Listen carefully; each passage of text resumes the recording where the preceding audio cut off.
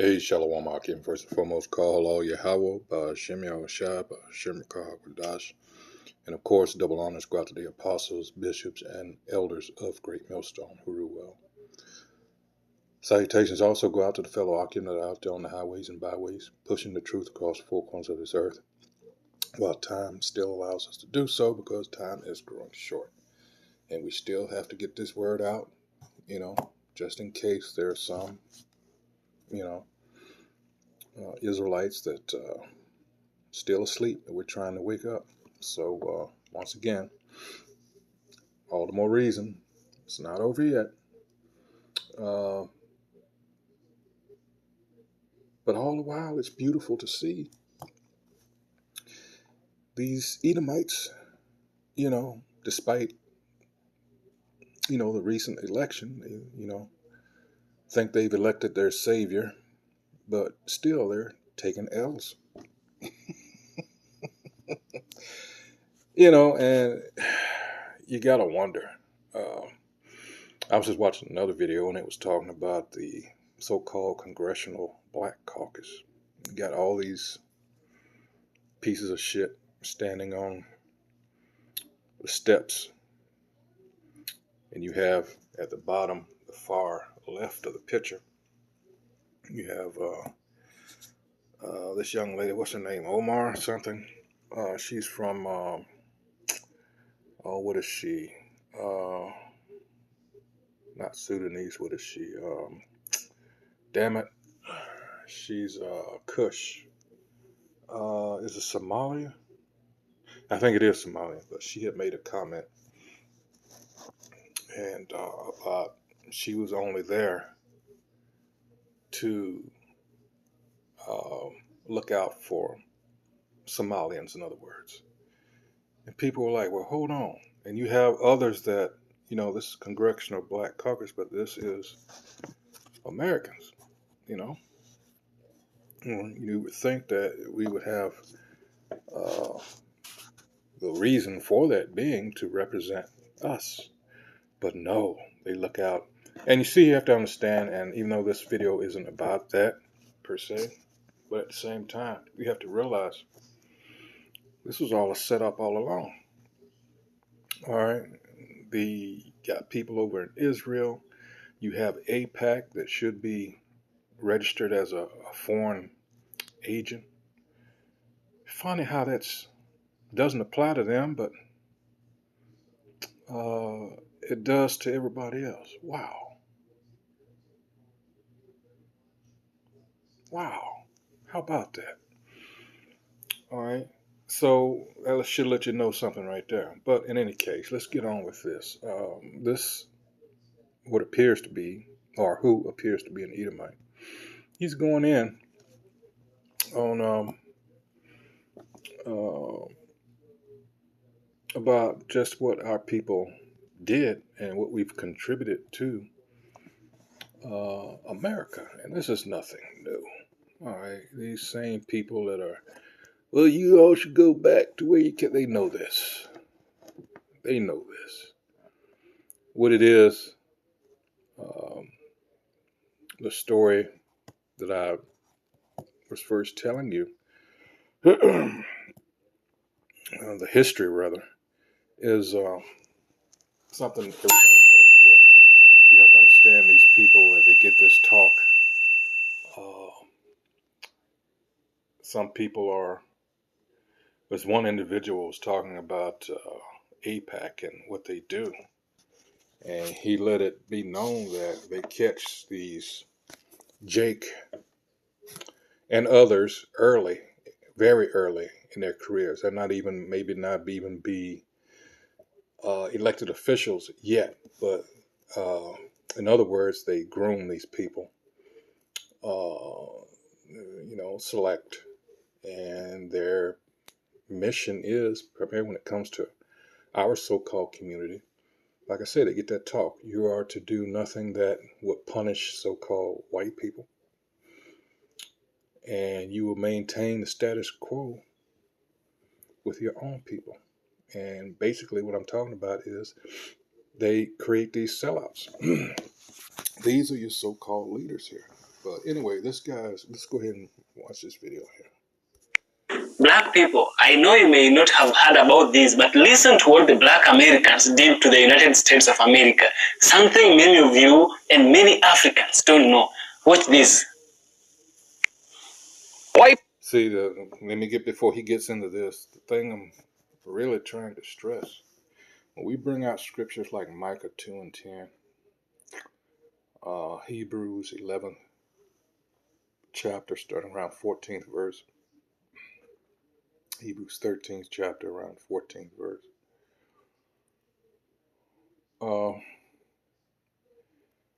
If you haven't gotten it at this point, this is a place of punishment for us. This is how it was intended. This is not a place for you to get rich and all that other shit, because if you've noticed, I hope you have by this point, none of that matters, because this is their setup. This is their, the wicked, that is. I'm talking about this world is run by the banking elite, these families. Again, it's a simple strategy. They control the money, therefore, they hold the power. It's simple. What did Moses Amschel Bauer say? Give me control of a nation's money, and I care not who makes the laws. Why would he say that? Because it's true. All right. What's that old saying we said, that money talks and bullshit walks? All right. That's why they made it a point. All right. And this system they started with the Bank of England. I believe that was 1694. And then from there you had the Oppenheimers and the Rothschilds, or Bowers, who changed their name to Rothschilds, came out of that, working for the Oppenheimers. And then here we go. That strategy has worked ever since. Play both sides. That way you can't lose. Job 9 and 24. All right. The earth was given into the hand of the wicked. Point blank, period. That's who's ruling over us.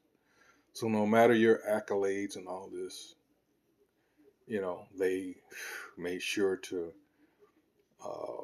own all of the press so they can control the narrative. What I'm trying to stress here too is this: you're in a no-win. I'm still here, are in a no-win situation. That's why you can't depend on this. But you're going to have our people that, for whatever reason, I know what it is, but I'm just putting it out there like that, they still think that they can make it work. Particularly here in America. No matter how many times people, like these latest incidents, call the police because there's an intruder, you get killed in front of your daughter, for those of you that don't know what I'm talking about. Turns out what was thought initially to be a woman with a knife, for some reason the cop thought that the guy in his underwear was the perpetrator, and the person with the mask over their head was the homicide. Why does this always happen, as someone put it, why does this always happen in communities like this? Why you don't hear this in Beverly Hills or wherever else, and then this guy, the cop, he gets paid leave, basically. Yeah, this is not for us. It never was. But what he's going to get into here, which I'll let him do, is despite all the contributions and everything, some of the things, if you're going to be this racist about it, and we carry a sign at our camps about all the inventions that Jake did, and some of which these bastards took credit for. You can understand the position that we were in when a lot of these inventions, all right, came about. All right, so here we go. People abolished slavery over 100 years ago. Blacks, Jews, Chinese still practice slavery. Where's all your virtuous signaling? Or are you just an indoctrinated, self-hating white liberal who doesn't actually know history? I already know the answer.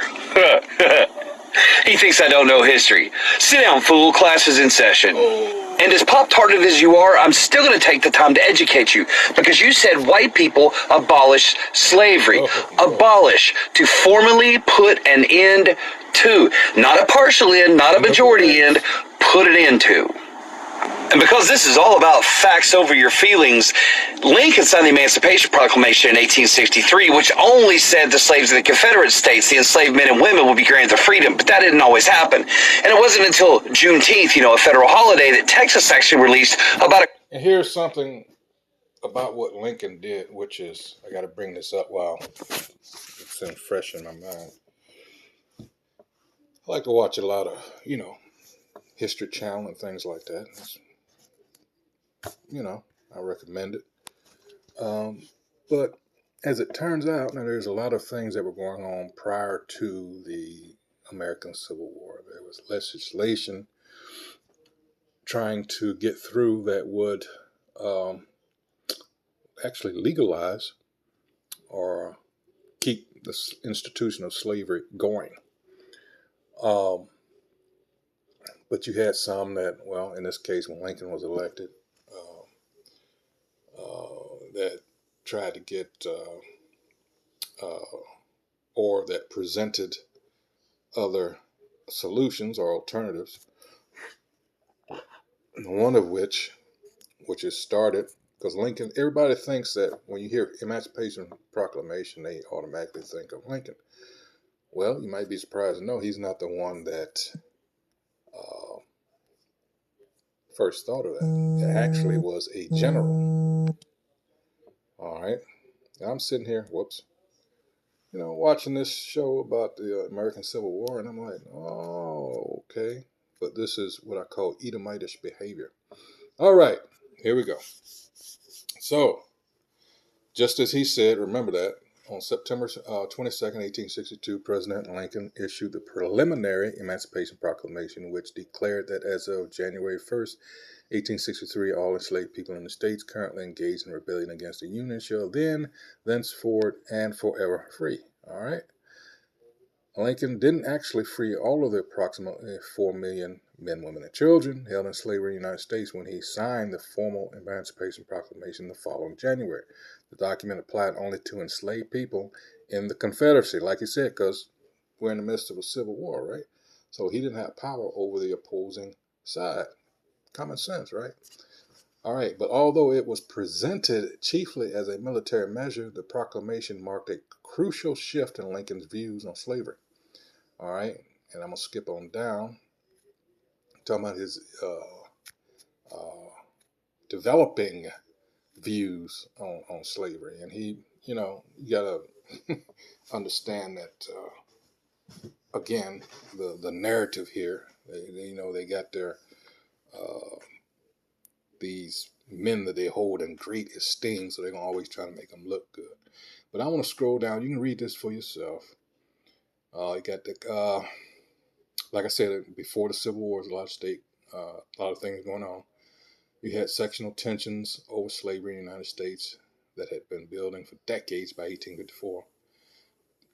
Congress passage of the Kansas-Nebraska Act opened territory that had previously been closed to slavery according to the Missouri Compromise. All right. Opposition to the act led to the formation of the Republican Party in 1854 and revived the failing political career of an Illinois lawyer named Abraham Lincoln, who rose from obscurity to national prominence and claimed the Republican nomination for president in 1860. All right, Lincoln personally hated slavery and considered it immoral. If the Negro is a man, why then my ancient faith teaches me that all men are created equal, and that there can be no moral right in connection with one man's making a slave of another. But he also said in his writings, like, dang it, I didn't think to bring the book with me, by Dr. Claude Anderson. But he said also that he didn't consider us equals, and that he would prefer the assigned, I'm paraphrasing here, that the so-called white man be assigned the superior uh, role or something to that effect. All right, huh? Assigned. Think about that. Let's see. What am I looking for? Oh, here it is. Coming down here.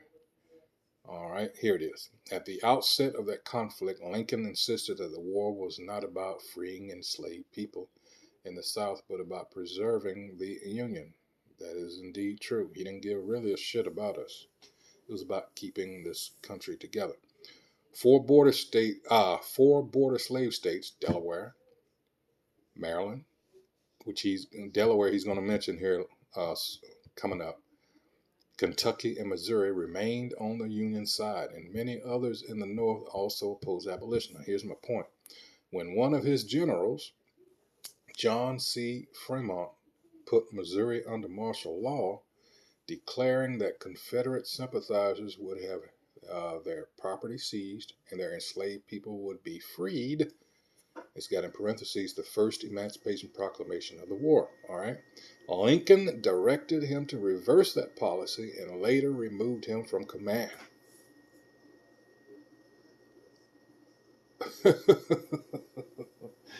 All right. So, wow. And then it gets named that. Wow. Let's continue on. Wow. And it wasn't until Juneteenth, a federal holiday, that Texas actually released about 250,000 enslaved men and women. But that wasn't all the enslavement that existed in this country, because states like Delaware still had a few thousand slaves, and they wouldn't even ratify their constitution with the 13th Amendment until 1901. You think white people abolished slavery with the 13th Amendment. I get that. But what they did is they Would you be surprised that Mississippi didn't do it till 1995? modernized it with something called segregation and Jim Crow laws, which oftentimes made it a crime to be a black American, which would then land you in the judicial and penal system, where the 13th Amendment comes into play again, because neither slavery nor involuntary servitude, except as punishment for crime whereof the party shall have been duly convicted. Do you understand what I'm saying? Slavery is actually legal still in 19 states. Yeah, dude, facts over feelings. The 13th Amendment has a huge white asterisk placed there by these same white people. If we abolish slavery in the United States, then why does slave labor still bring in about $2 billion? You took the time to write me a 40-word comment, and yet you only got one thing right, and that's that I'm white. Class dismissed. Good morning, Africans. Good morning, my beautiful people. I love you where you are. Do you love me? I hope you love me, guys. So today, without talking much, I want us to talk about the contribution of Black Americans to the American history. A lot of people don't really acknowledge the importance or the relevance of Black Americans. I think I did a video like this earlier on, and this is part 2 of that video. Now, the contribution of Black people to American history and civilization is vast and deeply woven into the fabric of the nation's identity. From the resilience of enslaved Africans to the achievement of Black leaders in modern times, the impact of Black people is profound. Don't forget, we once had a Black president who was once the most powerful man in history. Now, Black Americans have contributed a lot into the history. And that's what you got to remember. All right, for those of you, we were never, the people that were brought over here were not, by and large, Hamites. All right, whole different bloodline. And the people that owned these ships knew that. All right, the so-called JOOs. We were never Hamites. All right. In fact, those posters that you see for auctions, Negroes for sale, they never said Africans. All right. Igbos, all that. But, and this lie that when these JOOs say the S word, Semite, the word doesn't even exist. His name was Shem. And you have 8 families of Shemites. So Ishmael, the so-called Arabs, they are Shemites. Your Moabites and Ammonites, Chinese and Japanese, respectively, are Shemites. They came out of Lot. Read Genesis 19th chapter. All right. Moab, of my father. Duh. All right. So, wow.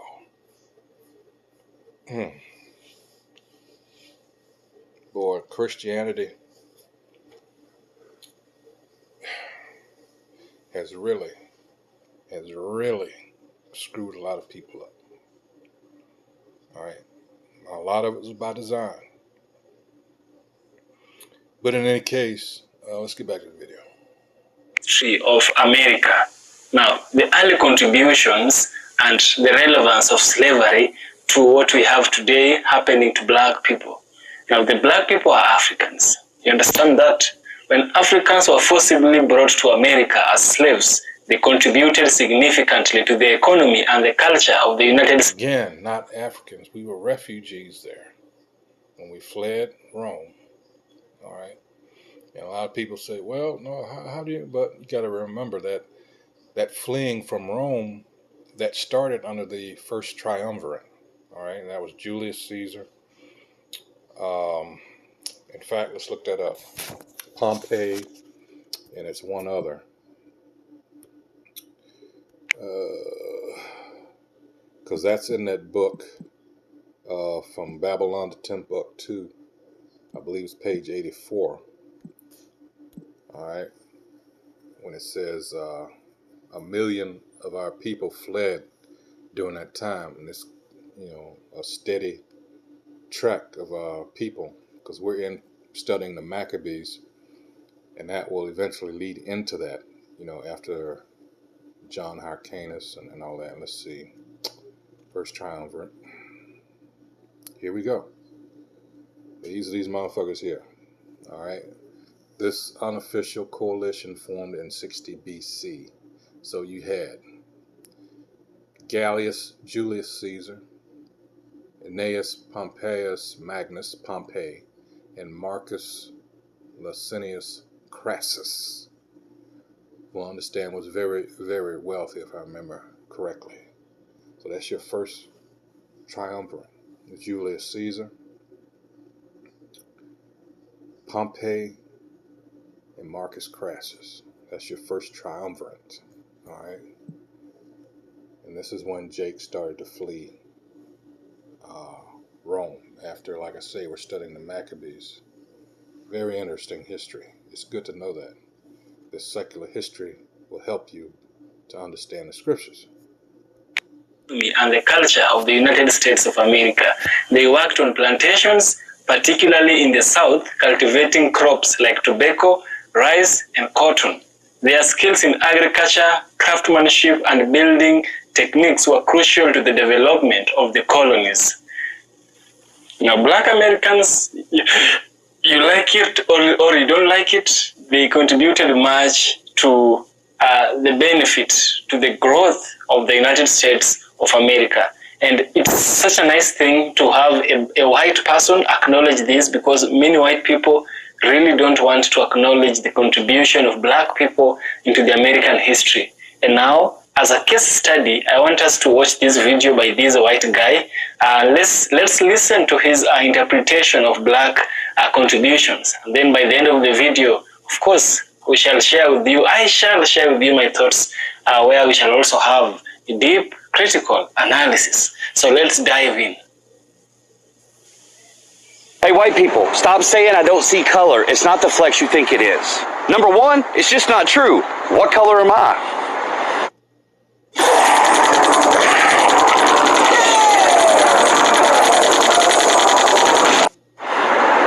Number two, nobody, and I mean nobody, has the same level of melanin in their skin. Not from albino to alabaster to the most beautiful dark shade of ebony.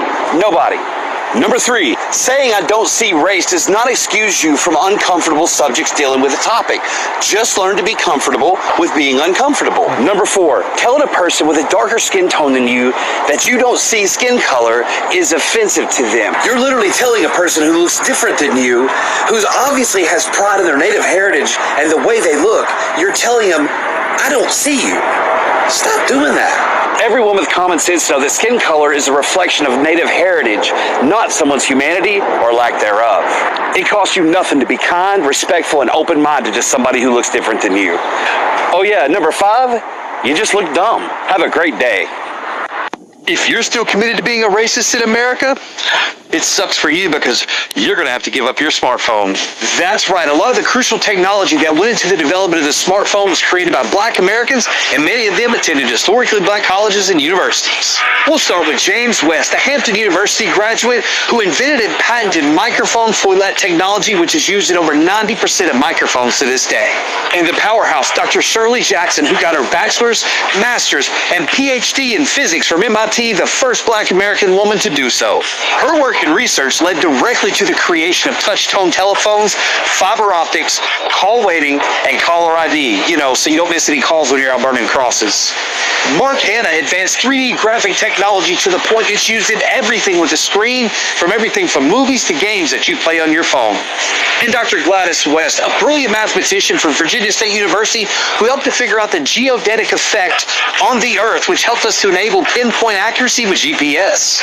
Dr. Valerie Thomas, a hidden figure you've never heard of from Morgan State University, who was so brilliant she helped teach the NASA scientists how to interpret and compute satellite data from the Landsat satellite program, which she headed. She also patented the illusion transmitter, which we know is 3D imaging and is used on just about every screen there is today.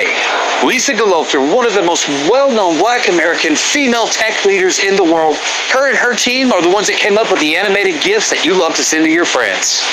And Mark Dean, one of the chief architects of the first gigahertz computer chip, the first IBM PC, the color monitor, and the industry standard architecture system, aka the ISA. And the OG of them all, Jesse Eugene Russell, a Tennessee State University graduate who led the team at AT&T to create digital wireless networks, taking us out of the radio and analog age into the digital. It's how we use mobile data to this day. And since we know that racists are never hypocrites, we're going to set up drop-off bins in your town where you can drop off these smartphones that there's no way that you can use anymore, so we can give them to people who can appreciate the men and women who created the technology behind it. Have a great day. Do you know what happens if you put a black guy and a white guy in the same room at the same time in 1911? Sometimes they go on to change the world. Julius Rosenwald was the CEO and part owner of Sears and Roebuck, and he just happened to be having dinner with a friend one night named Paul Sachs. You might have heard of Paul Sachs' company, Goldman Sachs. And Paul said, Julius, my guy, I got a buddy I want you to meet, but you ought to read his book first. Well, Julius looked at Paul and goes, all right. Now, in the 1900s in Chicago, this book was not easily obtainable for a rich white dude in his neighborhood. He had to search for it because this book was called Up From Slavery by the Black American icon Booker T. Washington. So the white guy, Julius Rosenwald, and the black guy, Booker T. Washington, got together in the same room at the same time in 1911. And they hit it off instantly. After chopping it up for a few minutes, Booker T. looked over at Julius and said, hey, my brother, do you want to change the world? And Julius looked back to Booker T., took off his glasses and said, all right. And change the world they did. They set about building 5,388 schools in 883 counties in 15 states, stretching from Maryland to Texas. And these schools have produced some amazing people that have gone out into the world and done amazing things. People like Congressman John Lewis, the world-famous poet Maya Angelou, and civil rights icon Medgar Evers. And it took a lot to build all these 5,300 plus schools in the South. Now, to pry Booker T away from his beloved Tuskegee Institute, Julius went ahead and endowed the school so that way Booker T would not have to spend near as much time fundraising. And Julius sold enough Sears and Roebuck stock that's the equivalent of $4 million a day to create the Rosenwald Fund to build these schools. But to pull this off, Julius and Booker T needed the Black American communities where these schools were going to be built to match the amount of funds they were putting into it. And then they also also needed the white municipalities and school districts to agree to manage these schools and then fund them in perpetuity after Booker T and Julius built them. And this was not a perfect system because states like Mississippi valued a white student 13 times that of a black American student. And you should know, black American communities raised almost $5 million in the early 1900s to create these schools for the educational future of their children. Now, these Rosenwald schools were around effectively until the Brown versus the Board of Education ruling by the Supreme Court. But sociologists have been able to look back over the years that these schools existed, and in the hardest hit economically depressed areas had the highest gain in test scores and literacy and reading levels. These schools did amazing things in the communities they were in. Now I want to say all the more reason, and that's excellent example of what we've always stressed. There's a reason why there was a push for integration, desegregation. And he just told you what it was.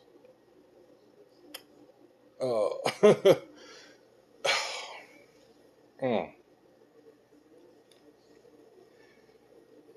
Listen, the thing is, there's a scripture about being as a pilgrim. And that rings so true here. Your mind should be, because this place is destined for destruction in the most horrible of ways. All right? And it's up to you to figure out, well, do I want to be around for this? Do I want to align myself with a people that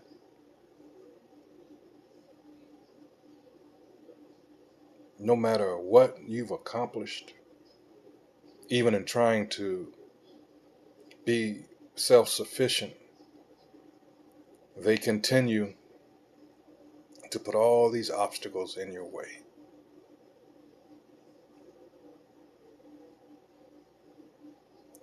Just in order for you to be in this low estate, this low condition, to where they can feel better about themselves.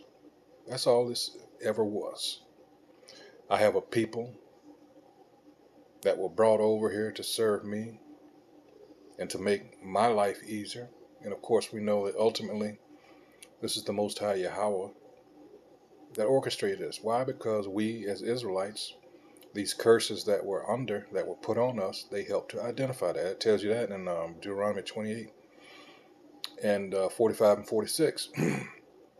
But you need to start at the beginning, because you understand that we were under, and still are, but we under the covenant. And covenant is what? An agreement. And we broke that. And then contracts. All right, and the penalty for breach of contract, that's basically what happened to us. And starting at 15th verse of that chapter, Deuteronomy 28 through, well, 16th rather, but the 15th verse tells you, well, this is what's going to happen to you if you disobey. And from 16 to 68. And that's why you wonder, for those of you that are just hearing this, why wasn't we taught that in these churches? Why do you think? Why were we the only ones given a highly redacted Bible, known as the Slave Bible? Well, over 1,100 chapters, all right, in a normal Bible, and we were only given just over 200. Think about that. Why? Why wasn't anybody? Why wasn't Moab? Why wasn't any other people? Why weren't they done like this? There's a reason. Everybody knows whose we are. And there's much resentment even amongst our own people. Why? Because ultimately they don't want to do the things that are required in the scriptures. So they're content with being a so-called Christian, where I can do anything I want. I can just call on that name, JC. That was something that was given to you on purpose. And now it's so ingrained in you that you don't want to let go. That's part of that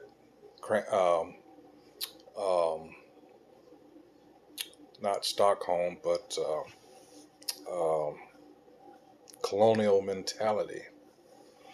You gotta understand it fits right in with Jeremiah 17:4. All right. In fact, let's get that.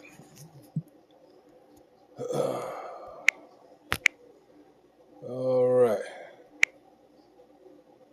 What does it say? Because of what we did, and thou, he's telling Jeremiah, and thou even thyself shalt discontinue from thine heritage that I gave thee, and I will cause thee to serve thine enemies in a land which thou knowest not, for ye have kindled a fire in mine anger which shall burn forever. So everything was stripped from us, even the name of the Most High. And he used as his tool to do that the so-called white man, the Edomite, whom he hates. Yep. And that colonial mentality, when you look it up, it tells you that, well, let's just go to it. Colonial. Hold on.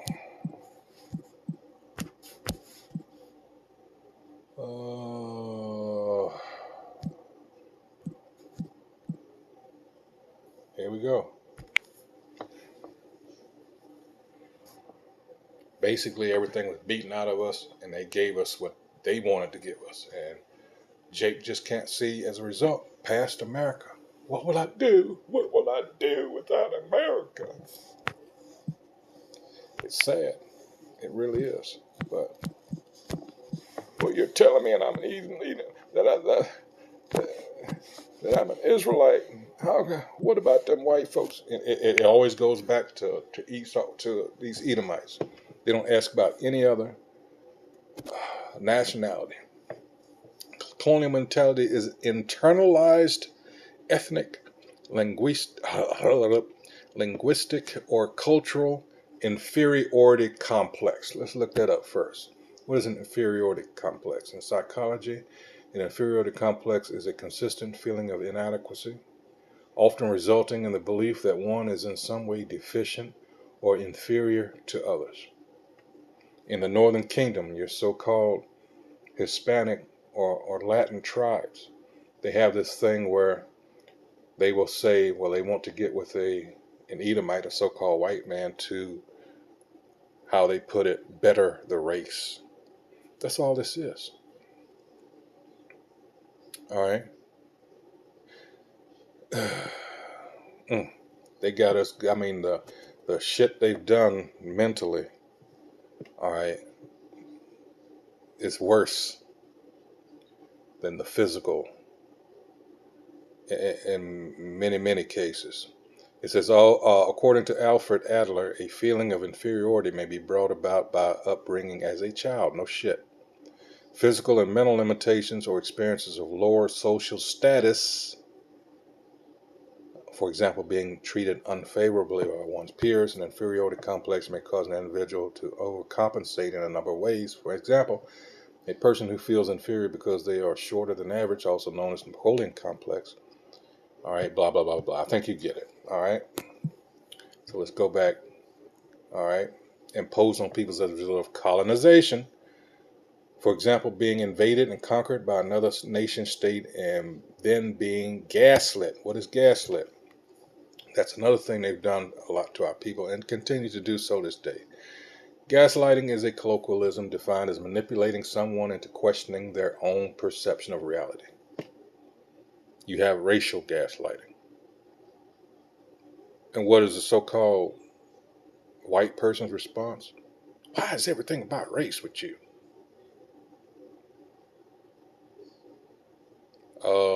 Because it's always been about race. This is nothing like it was back in 1950. Really? Okay.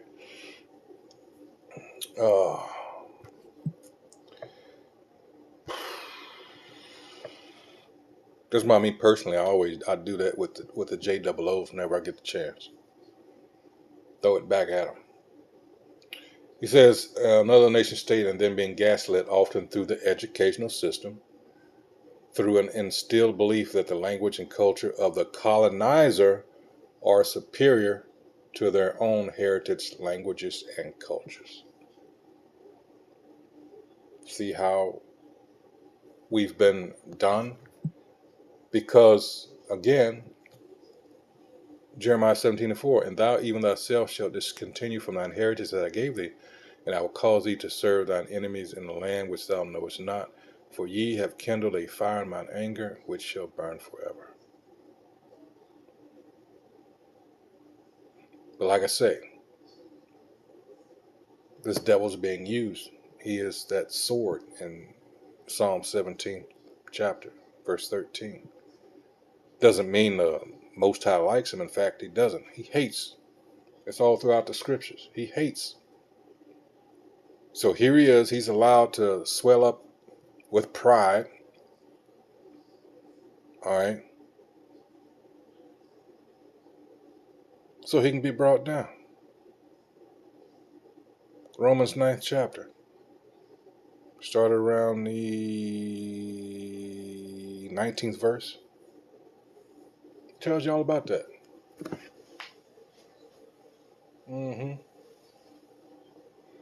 He's been fattened up for that big sacrifice in Isaiah 63.